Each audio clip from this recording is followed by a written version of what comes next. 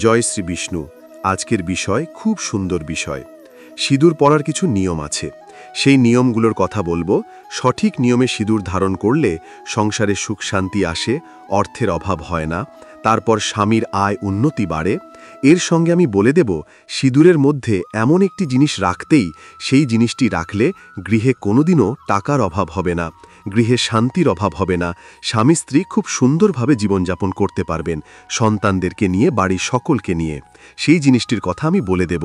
তারপর যে সমস্ত স্বামী স্ত্রীর মধ্যে ঠিক বনিবনা হয় না, সবসময় খিটখিট গিজগিজ রাগ যায়, কথায় কথায় কথা কাটাকাটি হয়ে যায়, এক ছাদের নিচে থেকেও শান্তি নেই, তাদের জন্য আমি একটি বিশেষ উপায়ের কথা বলে দেব সিঁদুর দিয়ে।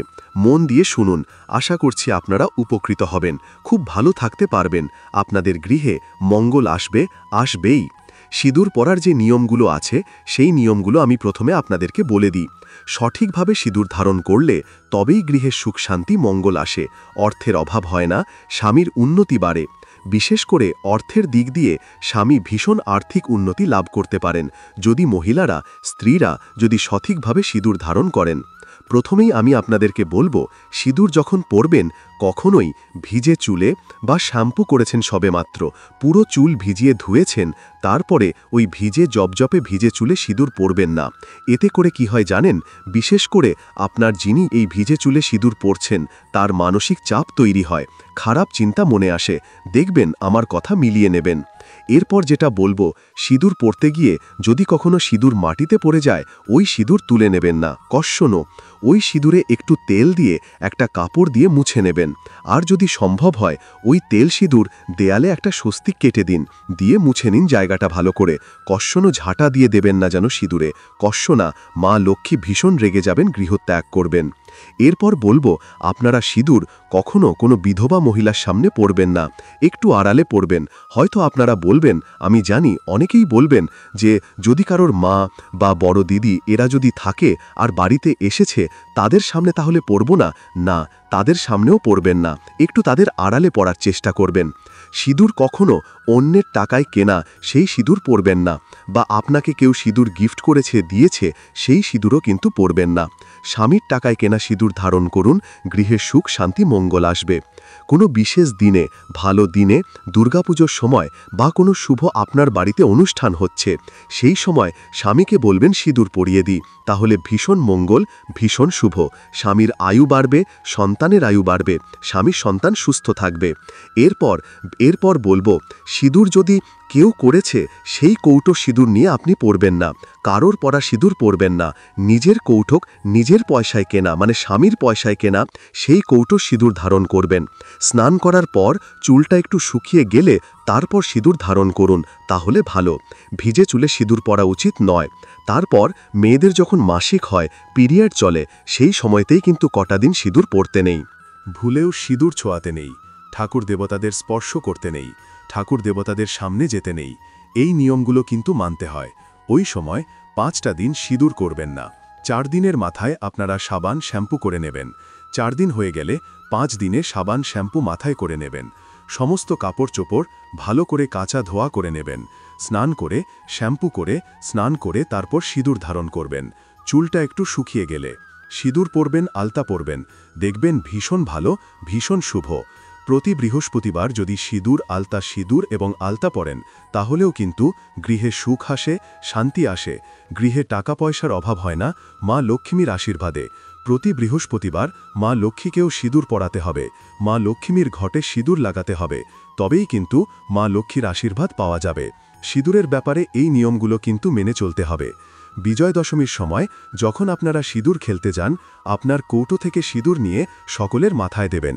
ওই সময় অনেকের ক্ষেত্রে দেখা যায় অন্যের কৌটো, তিনি কৌটো হাতে নিয়ে আছেন, সেখান থেকে তার কৌটো থেকে সিঁদুর নিয়ে মাথায় দেওয়া, এটা কিন্তু করবেন না। সকলের মাথায় যখন বিজয় দশমীর সময় সিঁদুর খেলা হয়, সেই সময় এইটা কিন্তু মনে রাখবেন, নিজে সিঁদুর নিয়ে যাবেন, নিজে সিঁদুর কৌটোক সিঁদুর নিয়ে যাবেন, নিয়ে গিয়ে প্রথমে মাকে দেবেন, মা দুর্গাকে দেবেন, তারপর আপনারা সকলে মিলে সিঁদুর খেলবেন। ওই সিঁদুর সকলে মিলে সকলের মাথায় দেবেন, কিন্তু নিজের কৌটো থেকে সিঁদুর নিয়ে সকলের মাথায় দেবেন। এটা করলে কিন্তু খুব ভালো।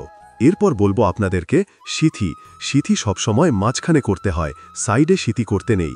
মাঝখানে সিথিতে সিঁদুর পড়লে স্বামীর আয় উন্নতি পারে, স্বামী ধনী হয়, স্বামীর আয়ু বাড়ে, সংসারে সন্তানদের উন্নতি হয়, মঙ্গল হয়। মাঝখানে সিঁদুর পড়লে সিঁদুর কি থেকে তৈরি হয় জানেন নিশ্চয়ই আপনারা অনেকেই, তবুও আমি বলে দিচ্ছি।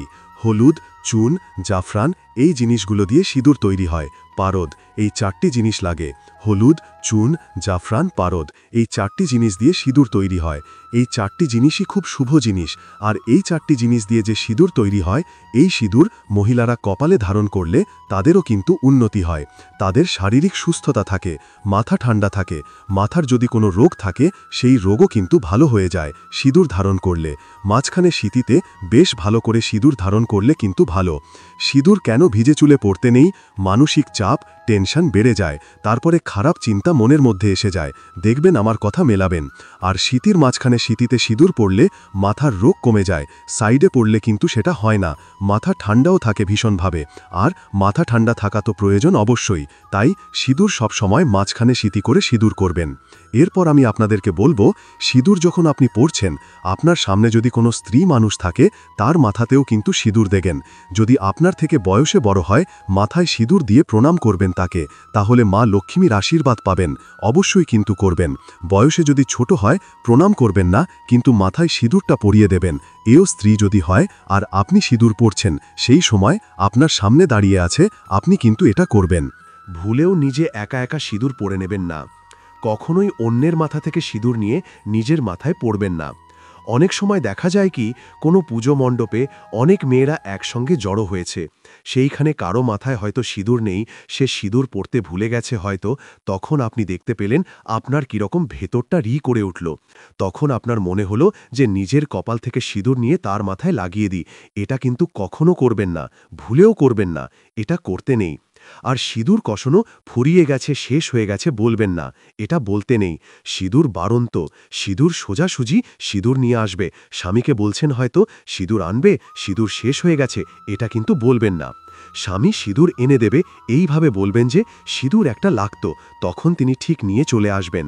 বা নিজের সিঁদুর আপনি নিজে গিয়েও কিনে নিয়ে আসতে পারেন, সেটা হলেও ভালো। তো এই তো সিঁদুরের এই নিয়মগুলো আপনারা মানবেন। এরপর আমি আপনাদেরকে বলছিলাম যে কথাটা, যে স্বামী স্ত্রীর মধ্যে ঝগড়াঝাটি, অশান্তি হয়, একই ছাদের নিচে থাকতে পারছেন না, খুব অসুবিধা হচ্ছে, কিভাবে রেহাই পাওয়া যায়? অনেকেই হয়তো ভাবছেন সিঁদুর দিয়ে এই টোটকাটা করুন। প্রথমে আমি এই টোটকাটার কথা আপনাদেরকে বলে দিই। সিঁদুর একটা ছোট কাগজে পুড়িয়া করে নেবেন, আর কর্পূর নেবেন 2টো। আপনারা যে ঘরে শোন, যে বিছানায়, সেই বিছানার যেদিন এই কাজটা করবেন সেই বিছানার চাদর পাল্টে নেবেন।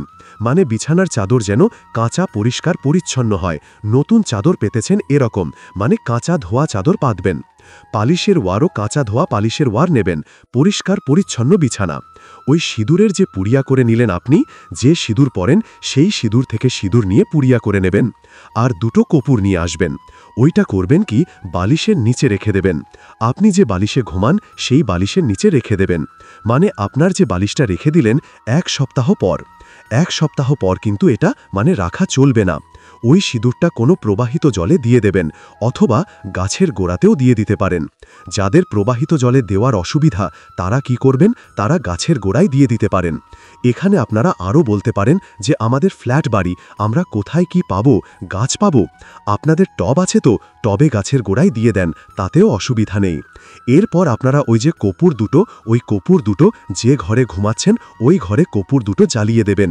আর এই জিনিসটা আপনারা বৃহস্পতিবার দিন থেকে শুরু করতে পারেন, অথবা কোনো ভালো মানে যে কোনো পূর্ণিমার দিন থেকেও শুরু করতে পারেন। এই কাজটা করলে বেশি ভালো হবে। আর কি, তো এই কাজটা করুন, দেখবেন অনেক ভালো থাকতে পারবেন। কিন্তু 1 সপ্তাহ ছাড়া ছাড়া সিঁদুর পাল্টাতে হবে, কর্পূরও 1 সপ্তাহ ছাড়া ছাড়া 2টো করে কর্পূর নিয়ে এসে রাখতে হবে, আর কর্পূর 2টো জ্বালিয়ে দিতে হবে ঘরের মধ্যেই, এই ঘরের মধ্যেই। তো এটা তো গেল। এবার যেটা বলছিলাম যে কি করলে আপনাদের অর্থের অভাব হবে না। অর্থে অর্থ আসবে। গৃহে যারা ব্যবসা বাণিজ্য করেন, চাকরি বাকরি করেন, অনেক বেশি উন্নতি করতে পারবেন। তাদের স্বামীরা, সংসারে সন্তানেরাও উন্নতি করবে, পড়াশোনা করবে ভালোভাবে, সব কিছু সুন্দরভাবে সুষ্ঠুভাবে চলবে। সেটাও আমি বলছি আপনাদেরকে। 1 টাকার একটা কয়েন নেবেন। 1 টাকা যেটা নেবেন সেই 1 টাকার কয়েনের মধ্যে যেন ধান শীষের ছবি আছে। সেই রকম 1 টাকার কয়েন নেবেন। আর যদি রূপোর কয়েন থাকে, রূপোর কয়েনও নিতে পারেন। রূপোর কয়েন অথবা 1 টাকার রূপোর কয়েন যদি না থাকে, 1 টাকার কয়েন নিলেও চলবে। এটা কিন্তু আপনাদেরকে বৃহস্পতিবার দিন করতে হবে, কারণ বৃহস্পতিবার দিন প্রত্যেক ঘরেই মা লক্ষ্মীর পুজো হয়। বৃহস্পতিবার দিন করাটাই বেশি সুবিধাজনক। অন্য দিনে করতে পারেন আপনারা, কিন্তু সেই দিন আবার মা লক্ষ্মীর পুজো করতে হবে। তাই বলছি, বৃহস্পতিবার দিনটাই করবেন। বৃহস্পতিবার দিন ওই 1 টাকার কয়েনটা মায়ের চরণের সামনে রেখে দেবেন।